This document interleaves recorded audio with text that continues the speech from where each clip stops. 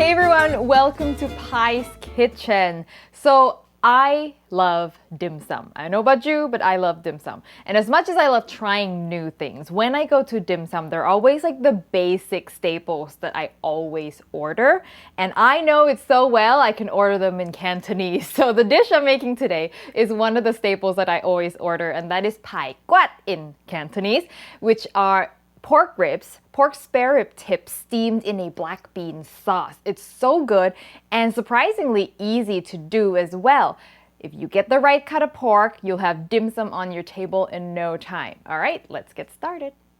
So the right cut of pork that I was referring to is pork spare ribs that are cut into chunks like these, okay? And you can't get this at sort of Western style grocery stores, but Chinese butchers usually have them. They're also called spare rib tips because these are generally the tip end of the spare ribs they trim off, so you get like a nice rack of spare ribs, and then the edges they chop it up into these dim sum ribs, and then you get quite a bit of meat but also a lot of cartilage, so less of the solid hard bones. If you can't find it, you can just get the full rack of spare ribs and then cut them into individual ribs. Sure, you'll get like bigger pieces, but it'll taste the same. Now I'm gonna transfer these into a Ziploc bag because the marinade really gets through every piece. If I leave it in the bowl, the marinade just tends to sit at the bottom, right? There you go.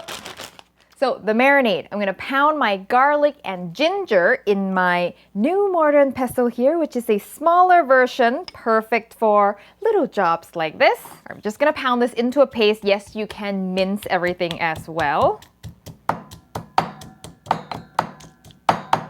All right, so now that I've got a smoothie of ginger and garlic, I'm going to transfer this into a bowl so that you guys can see better. But if you're at home and you're using a mortar and pestle like this, you can just finish the whole marinade in here. All right, and to this, I'm going to add really simply some soy sauce. This is just Thai soy sauce I'm using, even though this is technically a Chinese dish. And I should be using Chinese soy sauce, but what the heck. I'm also going to add some Chinese cooking wine. Okay, I've used this a couple of times before. It's really easy to find, and we will cook all the alcohol out of it, so don't you worry if that's a concern for you. I'm gonna also add some toasted sesame oil, but just a little dash. I find sesame oil can be a bit overpowering.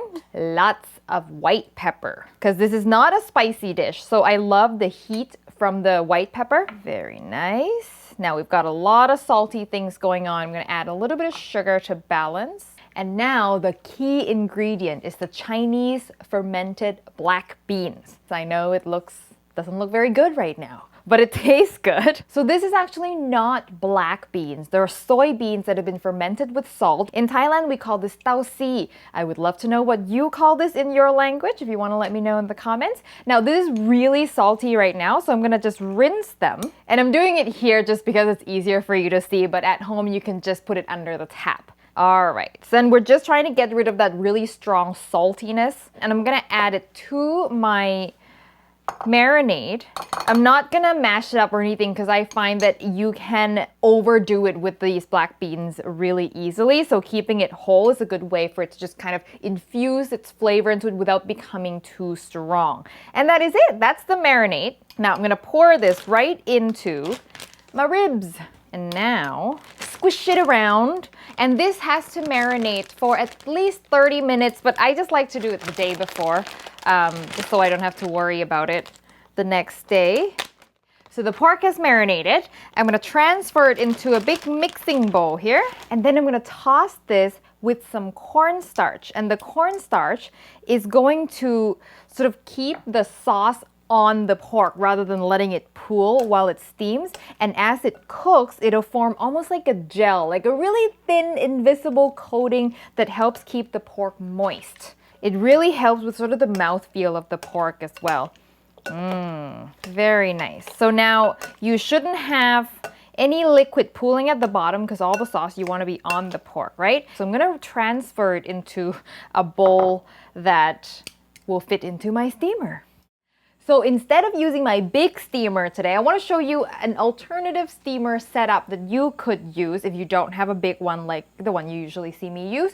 A big stock pot with one of these things inside. So this is, I don't know, I guess it's called a steamer rack, and it's so cheap. It's like $2, and you can get it I get mine at my Chinese supermarket. If you've got a cookware store, that's like an Asian cookware store, they'll probably have these as well. And put my pork in, and you notice that my water is not yet boiling because I don't want to burn my hands.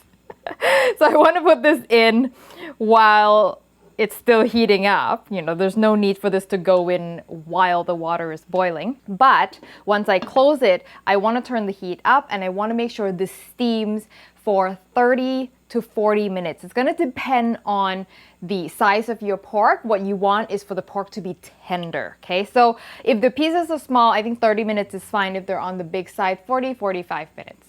So the pork is now done. It's nice and tender. Now to check it, I just use a fork and poke on the biggest piece. Make sure it goes in easily, but you don't want it to come off the bone. And we're not making pulled pork here. You still want the meat to be able to hold on to the bone, but not chewy, you know?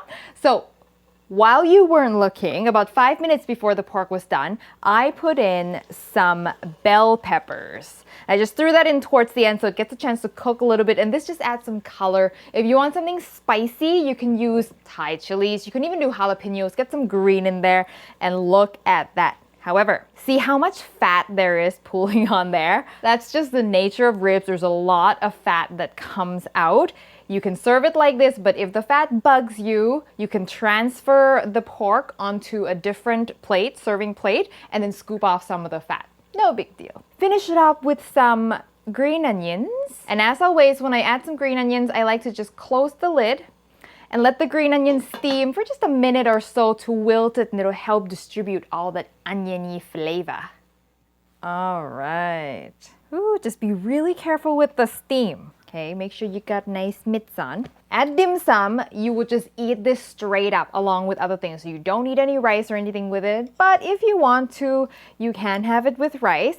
And the way you eat this, if you haven't had sort of this kind of ribs before, there's no graceful way to do it. You take a piece, you basically suck the meat off the bone and spit out the bones, okay? And that's just what you do. The smell of dim sum.